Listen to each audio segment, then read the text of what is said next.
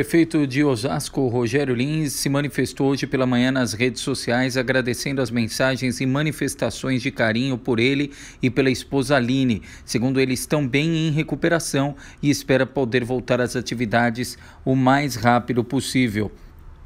O Rogério e a esposa foram vítimas de uma explosão de uma fogueira que os atingiu ontem à noite. Um homem, um fotógrafo e um cinegrafista também foram atingidos. Você está vendo imagens aí do que aconteceu na noite desta sexta em Osasco. A Polícia Civil apura as causas e eventuais responsabilidades por este acidente que deixou 5 feridos. O casal foi socorrido e levado ao Hospital Antônio Giglio, onde seguia internado neste sábado. Segundo o boletim médico, Rogério e Aline foram atingidos pelas chamas e tiveram queimaduras de primeiro e segundo graus em 14% no rosto e braços, mas não houve comprometimento de vias aéreas e o quadro dos pacientes é estável. Falei que isso era perigoso.